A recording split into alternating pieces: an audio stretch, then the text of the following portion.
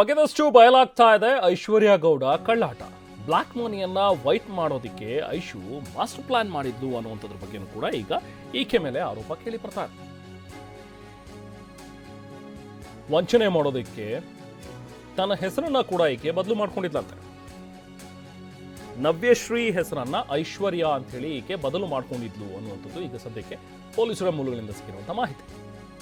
ಐಶ್ವರ್ಯ ಮೊದಲ ಟಾರ್ಗೆಟೇ ಈ ಶ್ರೀಮಂತ ವೈದ್ಯರು. ಈ ವೈದ್ಯರ ಹೈಫೈ ಲೈಫನ್ನ ಸ್ಟಡಿ ಮಾಡಿ ನಂತರ ಯಾರನ್ನ ಟಾರ್ಗೆಟ್ ಮಾಡಬಹುದು, ವಂಚಿಸಬಹುದು ಅಂತ ಹೇಳಿ ನೋಡಿ ಡಬಲ್ ಲಾಭದ ಆಸೆ ತೋರಿಸಿ ಕೋಟಿ ಕೋಟಿ ಸುಲಿಗೆ ಮಾಡೋದು.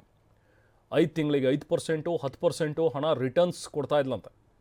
ಒಂದು 5 ತಿಂಗಳು ಅದಾದ ನಂತರ ನಂಬಿಕೆ ಬರ್ತಾ ಇತ್ತು, ಇನ್ನಷ್ಟು ಹೆಚ್ಚು ಇನ್ವೆಸ್ಟ್ ಮಾಡೋದಕ್ಕೆ ಇವರೆಲ್ಲರೂ ಮುಂದಾಗ್ತಾ ಇದ್ರು. ಆಗ ಎಲ್ಲ ಹಣವನ್ನು ಲಪಟಾಯಿಸ್ಕೊಂಡು ಮೋಸ ಮಾಡ್ತಾ ಇದ್ದು ಐಶ್ವರ್ಯ ಗೌಡ ಅಂತೇಳಿ ಈಗ ಆರೋಪಗಳು ಕೇಳಿ ಬರ್ತಾ ಇದೆ. ವೈದ್ಯರಷ್ಟೇ ಅಲ್ಲ, ಅವರ ಗೆಳೆಯರ ಬಳಿಯೂ ಕೂಡ ಸುಲಿಗೆ ಮಾಡ್ತಾ ಇದ್ಲಂತೆ, ಹಣ ಇನ್ವೆಸ್ಟ್ ಮಾಡುವಂತೆ ಹೇಳ್ತಾ ಇದ್ಲಂತೆ ಐಶ್ವರ್ಯ. ಸೊ ಇದೇ ರೀತಿ ಕೋಲ್ಕತ್ತಾ ಮೂಲದ ವೈದ್ಯನಿಗೆ ಮೋಸ ಮಾಡಿದ್ದಾಳೆ ಅನ್ನುವಂಥದ್ರ ಬಗ್ಗೆ ಈಗ ಪ್ರಕರಣ ದಾಖಲಾಗಿದೆ. ವೈದ್ಯನಿಂದ ಸುಮಾರು 1.5 ಕೋಟಿ ಹಣವನ್ನು ಪಡೆದು ವಂಚನೆ ಮಾಡಿದ್ದಾಳಂತೆ. ಸೊ TV9ಗೆ ಈಗ ಕೋಲ್ಕತ್ತಾ ಮೂಲದ ವೈದ್ಯ ಕೂಡ ಮಾಹಿತಿಯನ್ನು ನೀಡಿದ್ದಾರೆ. ಕೇವಲ ಕೋಲ್ಕತ್ತಾ ಮೂಲದ ಅಂದರೆ ನಮ್ಮ ದೇಶದವರು ಮಾತ್ರ ಅಲ್ಲ, ವಿದೇಶದ ವೈದ್ಯನಿಗೂ ಒಬ್ಬನಿಗೆ ಮೋಸ ಮಾಡಿದ್ದಾಳೆ ಅನ್ನುವಂಥದ್ರ ಬಗ್ಗೆ ಈಗ ಆರೋಪ ಕೇಳಿ ಬರ್ತಾ ಇದೆ.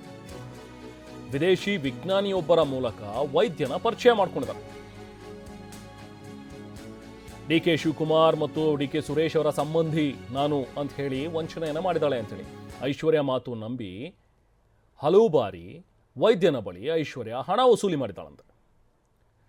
ಒಬ್ಬ ವಿದೇಶಿ ಸೈಂಟಿಸ್ಟ್, ಸೊ ಆತನ ಮೂಲಕ ಈ ಕೋಲ್ಕತ್ತಾದ ವೈದ್ಯನನ್ನು ಪರಿಚಯ ಮಾಡಿಕೊಂಡು ಈಕೆ ವಂಚನೆ ಮಾಡಿದ್ದಾಳೆ ಅನ್ನುವಂಥದ್ರ ಬಗ್ಗೆ ಈಗ ಸಿಕ್ಕಿರುವಂಥ ಮಾಹಿತಿ.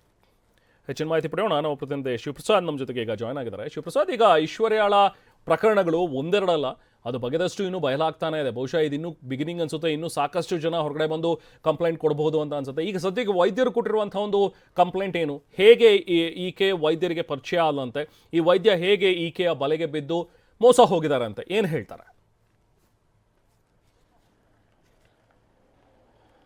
ರೆಹಮಾನ್, ಐಶ್ವರ್ಯ ಗೌಡ ಅಲಿಯಾಸ್ ನವ್ಯಶ್ರೀ ಪ್ರಕರಣಕ್ಕೆ ಸಂಬಂಧಪಟ್ಟಂತೆ ಆಕೆಯಿಂದ ವಂಚನೆಗೊಳಗಾಗಿರ್ತಕ್ಕಂಥವರು ಸಾಲಾಗಿ ದೂರನ್ನು ದಾಖಲು ಮಾಡುತ್ತಿರತಕ್ಕಂಥದ್ದು. ಈಗಾಗಲೇ TV9ಗೆ ಲಭ್ಯ ಆಗಿರ್ತಕ್ಕಂಥ ಮೂಲಗಳ ಮಾಹಿತಿಯ ಪ್ರಕಾರ ಕೋಲ್ಕತ್ತಾ ಮೂಲದ ವೈದ್ಯ TV9 ಸಂಪರ್ಕ ಮಾಡಿ ಮಾಹಿತಿ ನೀಡಿರ್ತಕ್ಕಂಥದ್ದು. ಈಗಾಗಲೇ ಅವರು ದೂರನ್ನು ಕೂಡ ದಾಖಲು ಮಾಡೋದಕ್ಕೆ ಈಗಾಗಲೇ ACP ಅವರ ಬಳಿ ದೂರನ್ನು ಕೂಡ ನೀಡಿದ್ದೇನೆ, ನನಗೆ 1.5 ಕೋಟಿ ಹಣವನ್ನು ಪಡೆದು ಐಶ್ವರ್ಯ ಗೌಡ ವಂಚನೆಯನ್ನು ಮಾಡಿದ್ದಾರೆ ಅಂತ ಹೇಳಿ ಆರೋಪವನ್ನು ಮಾಡ್ತಿರ್ತಕ್ಕಂಥದ್ದು. ಯಾವ ರೀತಿಯಾಗಿ ನೀವು ಪರಿಚಯನ ಮಾಡ್ಕೊಂಡು ಅನ್ನೋದ್ರ ಬಗ್ಗೆ ಆತರ ವಿಚಾರನ ಮಾಡಿದಂಥ ಸಂದರ್ಭದಲ್ಲಿ ಈ ಹಿನ್ನೆಲೆಯನ್ನು ಆತನಿಗೆ ಕೆದಕಿದಂಥ ಸಂದರ್ಭದಲ್ಲಿ ವಿದೇಶಿ ಮೂಲದ ವಿಜ್ಞಾನಿಯೋರ್ವ ರಮೇಶ್ TP ಅಂತ ಹೇಳಿದ್ದಾರೆ, ಅವರ ಮೂಲಕ ನನಗೆ ಐಶ್ವರ್ಯ ಗೌಡ ಪರಿಚಿತರಾದರು ಅಂತ ಹೇಳ್ತಾರೆ. ಹಂತವಾಗಿ ಆಕೆ ಅಕೌಂಟ್ ನಂಬರನ್ನು ಕೊಟ್ಟಿದ್ರು. ಅಕೌಂಟ್ ನಂಬರ್ ಬೇರೆ ಯಾರದ್ದೋ ವ್ಯಕ್ತಿಯದ್ದಿತ್ತು. ನಾನು ಪ್ರಶ್ನೆಯನ್ನು ಮಾಡಿದೆ ರಮೇಶ್ TPಯನ್ನು. ಆ ಸಂದರ್ಭದಲ್ಲಿ ಆತ ಹೇಳಿದ, ನಾವೆಲ್ಲರೂ ಕೂಡ ಒಟ್ಟಾಗಿ ಬಿಸ್ನೆಸ್ಸನ್ನು ಮಾಡ್ತಿದ್ದೇವೆ, ರಿಯಲ್ ಎಸ್ಟೇಟ್ ಉದ್ಯಮದಲ್ಲಿ ಹಣವನ್ನು ಹೂಡಿಕೆ ಮಾಡ್ತಿದ್ದೇವೆ, ನೀನು ಒಂದು ವೇಳೆ ಹಣವನ್ನು ಹೂಡಿಕೆ ಮಾಡೋದಕ್ಕೆ ಸಹಾಯವನ್ನು ಮಾಡಿದ್ದೆ ಆದರೆ ನಿನಗೂ ಕೂಡ ಹೆಚ್ಚಿನ ಲಾಭಾಂಶವನ್ನು ಕೊಡ್ತೇವೆ ಅಂತ ಹೇಳಿ ಆತನ ಬಳಿಗೆ ಆತನನ್ನು ಪುಸಲಾಯಿಸಿರ್ತಕ್ಕಂಥದ್ದು. ಐಶ್ವರ್ಯ ಗೌಡರನ್ನು ಪರಿಚಯ ಮಾಡಿದಂಥ ಬಳಿಕ ಐಶ್ವರ್ಯ ಗೌಡ ಯಾರ ಹೆಸರಿಗೆ ಅಕೌಂಟನ್ನು ಅಮೌಂಟ್ ಟ್ರಾನ್ಸ್ಫರ್ ಮಾಡೋದಕ್ಕೆ ಹೇಳ್ತಾರೆ, ಅವರ ಅಕೌಂಟ್ಗೆ ಹಂತವಾಗಿ ಆತ ಲಕ್ಷಗಟ್ಟಲೆ ಹಣವನ್ನು ಕೂಡ ಟ್ರಾನ್ಸ್ಫರ್ ಮಾಡಿರ್ತಕ್ಕಂಥದ್ದು. ಇದಕ್ಕೆ ಸಂಬಂಧಪಟ್ಟಂತೆ ಈಗಾಗಲೇ ACP ಭರತ್ ರೆಡ್ಡಿ ಅವರನ್ನು ಕೂಡ ಸಂಪರ್ಕ ಮಾಡಿ ಆತ ದೂರನ್ನು ಕೂಡ ನೀಡಿದ್ದಾನೆ ಅಂತ ಹೇಳಿ ಮಾಹಿತಿ ಲಭ್ಯ ಆಗ್ತಿದೆ. ತದನಂತರದಲ್ಲಿ ಆಕೆಯನ್ನು ಸಂಪರ್ಕ ಮಾಡಿ ದೂರನ್ನು ನೀಡಿದಂಥ ಸಂದರ್ಭದಲ್ಲಿ ಯಾವ ರೀತಿಯಾಗಿ ಹಣವನ್ನು ಟ್ರಾನ್ಸ್ಫರ್ ಮಾಡಿದ್ರಿ ಅಂತ ಹೇಳಿದ್ರೆ, ಆನ್ಲೈನ್ ಮೂಲಕವೇ ನಾವು ಹಣವನ್ನು ಟ್ರಾನ್ಸ್ಫರ್ ಮಾಡಿದ್ದೀವಿ ಅಂತ ಹೇಳಿ ಹೇಳ್ತಿರ್ತಕ್ಕಂಥದ್ದು. ಈ ವಿದೇಶಿ ಮೂಲದ ರಮೇಶ್ TP ಎಂಬಾತ ಏನಿದ್ದಾನೆ ಆತನಿಗೂ ಕೂಡ ಐಶ್ವರ್ಯ ಗೌಡ ವಂಚನೆ ಮಾಡಿದ್ದಾಳೆ ಅಂತ ಹೇಳಿ ಮಾಹಿತಿ ಲಭ್ಯ ಆಗ್ತಿದೆ. ಇವರನ್ನೆಲ್ಲ ಯಾವ ರೀತಿಯಾಗಿ ಸಂಪರ್ಕ ಓಕೆ ಥ್ಯಾಂಕ್ ಯು ಶಿವಪ್ರಸಾದ್.